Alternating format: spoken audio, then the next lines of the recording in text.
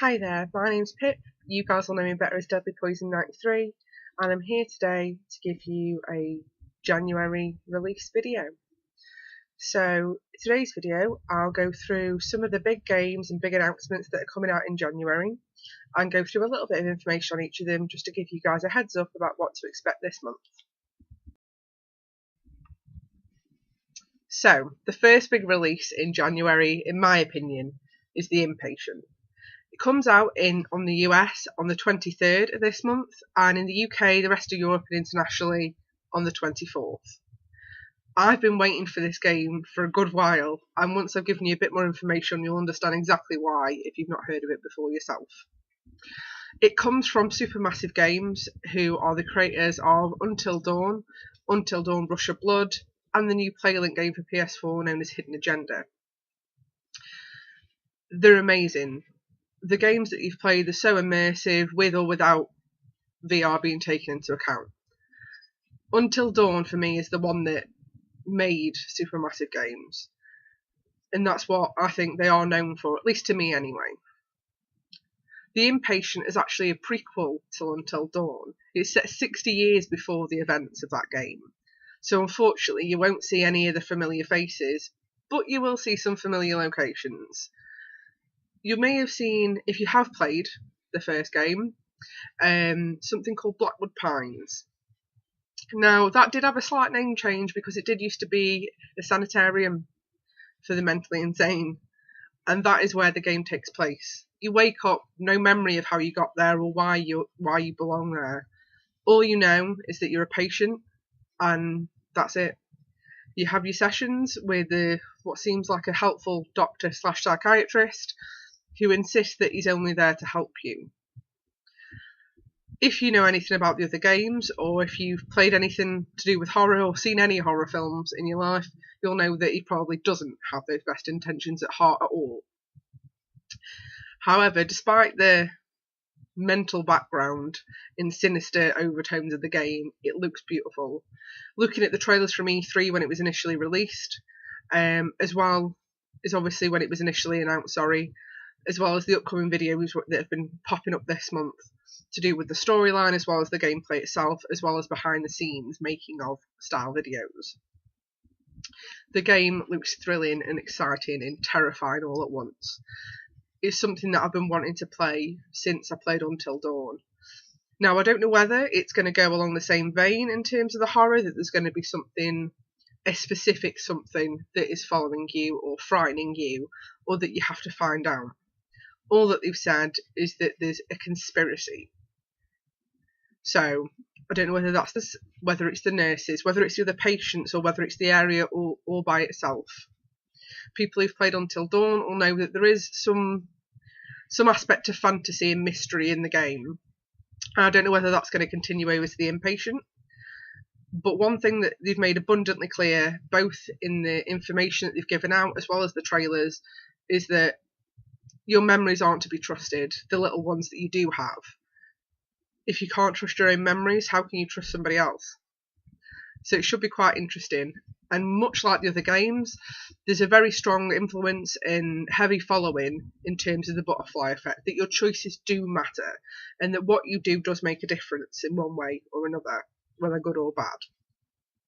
There's multiple endings, so I don't know whether that means that you can magically get better, not have any trouble anymore, and wake up in your bed safe and sound, or whether it means that it turns out that you're the bad guy or girl. But from the trailers it does look as though you are a male character, but I don't know whether that can change and it's just what they've used as the concept art. I don't know. It's something that we'll all have to find out towards the end of the month, but if I were you, I'd keep your eyes open, because this one is going to be absolutely stunning. Next up, the 26th of January. Now, you will hear that date a lot because there are actually 3 releases on that date. But first up is Monster Hunter World. If you've not heard of Monster Hunter World before, it's an epically immersive RPG where you, in this one at least, start off as a hunter, as the name would give the impression of, but you're on a research expedition to what you're only known as the New World.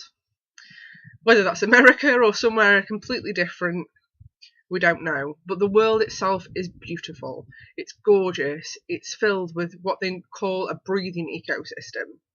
So there's plants, there's herbs, there's many things to hunt and scavenge, because you will have two monsters off against each other to make the monster that you're actually after appear. Perhaps you're looking for the mother, and the only ones you can find are the children. And in a really dark way, you'll know exactly what I mean when I say that you might have to get her attention. The game itself is stunning. If you've ever seen any of the Monster Hunter games, you'll know. But Capcom do an amazing job of making this game seem as realistic as possible. Which, when you think of the actual gameplay itself, is quite a feat all alone. You'll feel as if you're in the future and in the past all at once. There'll be monsters around you that look almost like dinosaurs, but so beautiful and advanced that they can only be from the future. You'll have to hunt and gather, as I said before. You'll have to craft your own weapons, your own armour, gather your own herbs for food, nutrients, healing items, but also make your own traps, for example. Now, there is something that they've done in this game which I think is just amazing. That is the first time, to my knowledge, it's been in one of the Monster Hunter games, which is something called a cloaking system. You can build or craft, should I say, your own cloak, which will give you certain skills and abilities, but only for a certain amount of time. So it could be, for a certain amount of time, your attack is increased, or your stealth. So it might help you when capturing, hunting, or gathering certain things. Even though the name is Monster Hunter, the enemies themselves, if you want to call them that, don't always need to be hunted. It may be that you just need to gather evidence or gather items. Some of the animals need to be captured, and some of the animals or monsters need to be hunted and killed. It might be a pelt, feathers, or items, or it could just be the animal itself. It's truly a journey worth watching if you don't even play it yourself. If you haven't seen the trailer, I'd definitely tell you to take a look. There is also, if you're on PlayStation, an upcoming beta that's being released a bit closer to the release date. There has already been one. I say beta, it's more like a demo, just to give you a bit of an idea about what to expect. What I might do is I might pop a bit of gameplay that for you guys to see as well on my PlayStation, but it is actually coming out on Xbox as well. There is a PC release, but unfortunately, due to the amount of detail and graphics, that has been delayed. So, as far as I'm aware, I don't know the date of that as of yet, but as soon as I do, I'll let you guys know too. And that's it for Monster Hunter. On to the next game.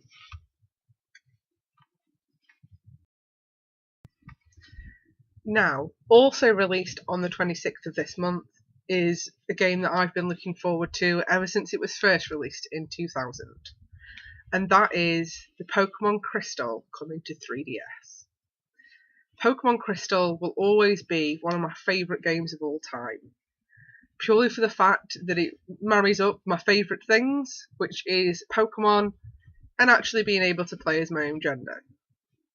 Pokemon Crystal was the first game in the series that allowed you to choose between being a boy and a girl.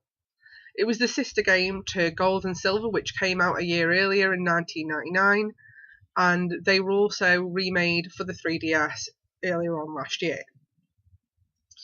Now with Pokemon Crystal, similarly to the first one, once again the main features are like Gold and Silver. You can travel from Johto and later to Kanto as well, which was one of the first times you saw the cross-map, cross-world immersion that was offered in Pokemon. But also, it was where the main features, instead of Ho-Oh or Lugia, you were focusing on the 3 legendary dogs. Now, these are also some of my favourite Pokemon in the whole universe, and they are Entei, Raikou, and Suicune. They're absolutely amazing forces of nature to be reckoned with. And the annoying little thing is the fact that they decide to flit around the map all the time, especially when you're right next to them. With the also interesting ability to be able to flee and battle even when you're to sleep. But that's from random. However, saying that, I adore Pokemon, and the little thing take me, the love for the actual for Nintendo, for Game Freak. I wouldn't like where a Pokemon in my life. And the fact that they're bringing Crystal out on 3DS makes me all the happier. So what I can expect this year from Pokemon. You get the Battle Tower was one of the first things that was released in Pokemon Crystal that wasn't in Heart Gold, Soul Silver with the remakes, or in the original Silver and Gold.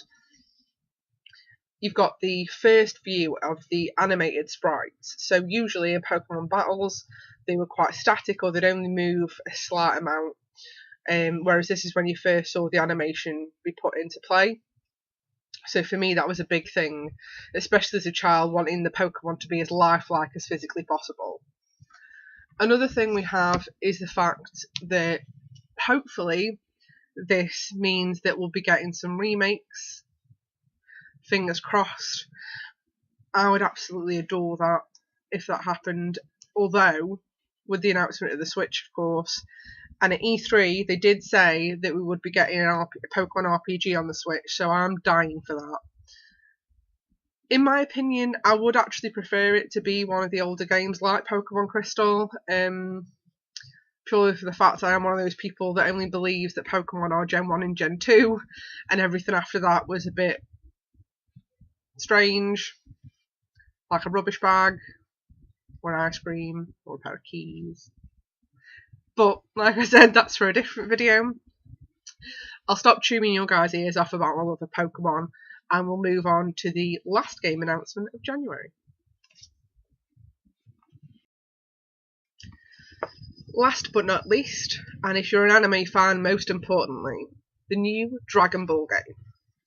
So unlike Xenoverse 1 or 2, this is Dragon Ball FighterZ with a Z. And it is a fighting brawler style game with an immersive story mode too.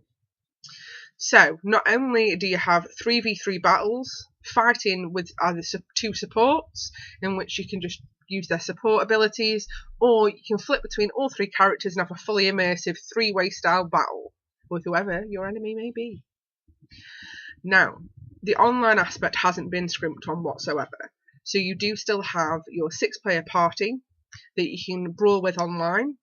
There is a lobby mode where you can nip in and out of fights and battles, and as well there is of course the ranked online matches. Now that might be the most important one to you if you are a heavy hitter with these type of fighting games, but me as a bit more of a casual gamer when it comes to fighting games, purely for the fact that I'm not that good at them, the fact that there is that story mode is a big thing for me. I love being able to play through the story mode, especially when it follows the anime. Now these fights should I say, do take place in a certain time period. So although this might not mean something to people who don't watch the anime or aren't interested in it even, it does actually take place after the Universe 6 saga. If you do see me looking down there, that's because I made sure that I wrote it down correctly so that I was giving you guys the right information. Now, although the time frame is important, the gameplay, of course, is important. The online features are incredibly important. But the one thing that I'm most excited for in this upcoming game is Android 21. Now, you may or may not have heard of this. I've seen it online when I've looked at some online forums. But Android 21 is a brand new character. There's a brand new scenario with her in. Because yes, Android 21 is a she, as much as an android can be. And that is a little glimpse for you guys if you've not managed to see her before. She's kind of, well, if you ask me, she's a hot-looking scientist kind of android, and she looks amazing. They've not given any indication or list as to what her skills may be as yet, but I feel that's just a bit more to wait for and be excited for the actual game itself. But that is definitely what I am looking forward to the most.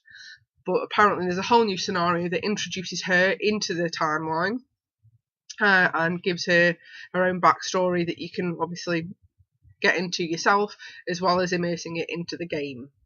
So obviously you don't have to play as her, you don't have to get into that if you don't want to, but I definitely will be because she looks amazing. So there's all of that and more to look forward to in January. Thank you guys for watching, and I'll see you in my next video. Bye.